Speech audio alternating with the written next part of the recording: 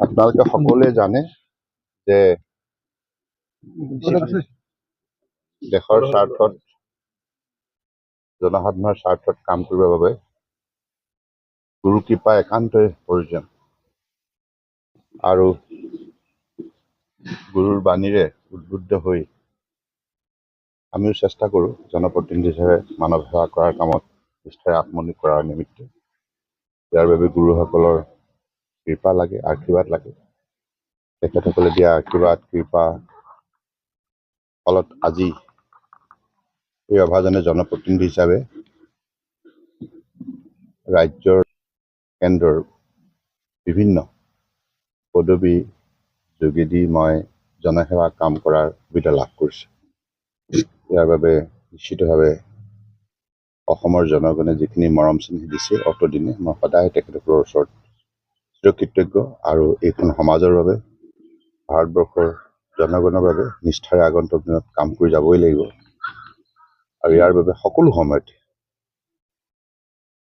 গুৰুসকলে যিবিলাক দীক্ষা দিছে সেইবিলাক দীক্ষাৰে আগন্তুক দিনত সেই অনুভূতিৰে শ্ৰদ্ধা ভক্তিৰে মানৱ সেৱা কৰিবই লাগিব নিষ্ঠা সহকাৰে। ইয়াৰ বাবে যিমান কঠোৰ পৰিশ্ৰম কৰাৰ প্ৰয়োজন সকলো কৰিব লাগিব আৰু সমাজখনক একতাৰ বান্ধোনেৰে মিলা প্ৰীতিৰে শক্তিশালী কৰি তুলিব লাগিব আৰু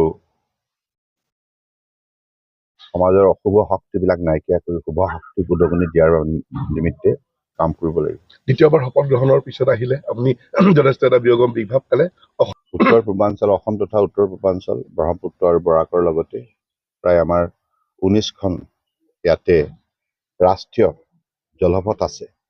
গতিকে ৰাষ্ট্ৰীয় জলপথবিলাকৰ শ্ৰীবৃদ্ধিৰ বাবে ইয়াৰ যোগেদি যাতায়াত ব্যৱস্থাটো কম খৰচত আমাৰ মালবাহী জাহাজে হওক যাত্ৰীবাহী জাহাজে হওক বা পৰ্যটনৰ বাবে ৰিভাৰ ক্ৰুজে হওক কম খৰচত যাতে অহা যোৱা কৰাৰ ব্যৱস্থা সুচল কৰি তুলিব লাগিব।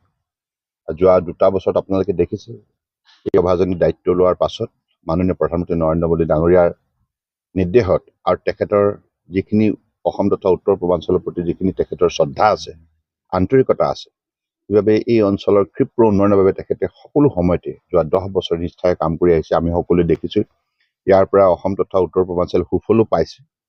গতিকে আগন্তুক দিনত এই যিটো ৰাষ্ট্ৰীয় জলপথ ইয়াক যাতে আগন্তুক দিনত আমাৰ উঠি অহা প্ৰজন্মই বেপাৰ বাণিজ্যৰ লগতে সামাজিক সম্বন্ধ নদীৰ ইপাৰত থকা লোকৰ সৈতে সিপাৰত থকা লোকৰ মাজত সাংস্কৃতিক আৰু ইয়াৰ উপৰিও অন্যান্য সামাজিক যিটো সম্বন্ধ শক্তিশালী কৰাৰ যাত্ৰাটো নিশ্চিতভাৱে জলপথে গুৰুত্বপূৰ্ণ ভূমিকা পালন কৰিব আৰু আগন্তুক দিনত ৰিভাৰ যিটো টুৰিজিম যিটো ৰিভাৰ ক্ৰুজ ইয়াৰ যোগেদি পৰ্যটন ক্ষেত্ৰতো যথেষ্ট সম্ভাৱনা আছে।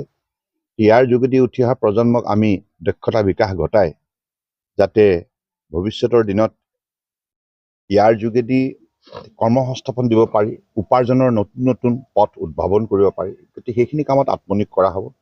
আমি আপোনালোকৰ সহযোগিতা বিচাৰিছোঁ আৰু আপোনালোকে যেনেধৰণে পূৰ্বতে সহযোগিতা আগবঢ়াইছে মোৰ দৃঢ় বিশ্বাস আগন্তুক দিনত আপোনালোকে তেনেধৰণে সহযোগিতা ৰাস্তা দুইটা একেবাৰে শোচনীয় অৱস্থা। এতিয়াতো বানপানী হোৱাৰ কাৰণে বৰষুণ দিলেতো ৰাস্তাটো বেয়া হৈ যায়। নিশ্চিতভাৱে এইবিলাক কথা ভৱিষ্যতে মেৰামতিৰ বাবে চেষ্টা কৰিব লাগিব। নসত্ৰত উপস্থিত কেন্দ্ৰীয় মন্ত্ৰী সৰ্বানন্দ সোণোৱাল। তৃতীয়বাৰ মোদী মন্ত্ৰীসভাৰ মন্ত্ৰীত্বৰ শপত গ্ৰহণৰ পিছতে সেৱাশ্ৰমত গুৰুৰ আশীষ বিচাৰি উপস্থিত বৰপেটা জিলাৰ নসত্ৰস্থিত কৃষ্ণগুৰু সেৱাশ্ৰমত আজি বিয়লি উপস্থিত হয় কেন্দ্ৰীয় মন্ত্ৰীগৰাকী। অসমৰ বন্দৰ জলপথৰ ক্ষেত্ৰত উন্নয়নৰ ক্ষেত্ৰত প্ৰবল ভূমিকা আগবঢ়াই নিব বুলি মন্তব্য প্ৰদান কৰে। সেৱাশ্ৰমত উপস্থিত হৈ কৃষ্ণগুৰু সেৱাশ্ৰমত সুবৰ্ণপুৰত উপস্থিত হৈ কৃষ্ণগুৰু এক নাম জপ কৰে।